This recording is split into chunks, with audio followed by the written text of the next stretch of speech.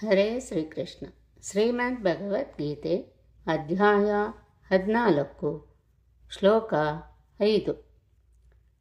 ಸತ್ವಂ ರಜಸ್ತಮೈತಿ ಗುಣಾಃ ಪ್ರಕೃತಿ ಸಂಭವಾಃ ನಿಬಧ್ನಂತಿ ಮಹಾಬಾಹೋ ದೇಹೇ ದೇಹಿನಮವ್ಯಯಂ. ಈ ಶ್ಲೋಕದ ಭಾವಾರ್ಥ: ಐಹಿಕ ಪ್ರಕೃತಿಯಲ್ಲಿ 3 ಗುಣಗಳಿವೆ: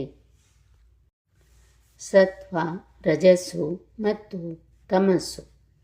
ಮಹಾಬಾಹುವಾದ ಅರ್ಜುನನೇ, ನಿತ್ಯನಾದ ಜೀವಿಯು ಪ್ರಕೃತಿಯೊಡನೆ ಸಂಪರ್ಕ ಪಡೆದಾಗ ಅವನು ಈ ಗುಣಗಳ ಬಂಧನಕ್ಕೆ ಸಿಕ್ಕಿಕೊಳ್ಳುತ್ತಾನೆ.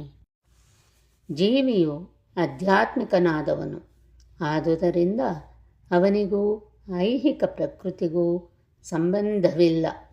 ಆದರೂ ಆತನು ಐಹಿಕ ಜಗತ್ತಿನಿಂದ ಬದ್ಧನಾದದ್ದರಿಂದ ಅವನು ಐಹಿಕ ಪ್ರಕೃತಿಯ ಗುಣತ್ರಯಗಳ ಪ್ರಬಲ ಪ್ರಭಾವದಲ್ಲಿ ವರ್ತಿಸುತ್ತಾನೆ. ಪ್ರಕೃತಿಯ ಬೇರೆ ಬೇರೆ ಅಂಶಗಳಿಂದ ಜೀವಿಗಳಿಗೆ ಬೇರೆ ಬೇರೆ ಬಗೆಗಳ ದೇಹಗಳು ಲಭ್ಯವಾಗುತ್ತವೆ. ಇದರಿಂದ ಅವರು ಆ ಸ್ವಭಾವಕ್ಕೆ ಅನುಗುಣವಾಗಿ ವರ್ತಿಸಲು ಪ್ರೇರಣೆ ಪಡೆಯುತ್ತಾರೆ. ಸುಖ ದುಃಖಗಳ ವೈವಿಧ್ಯಕ್ಕೆ ಇದು ಕಾರಣ.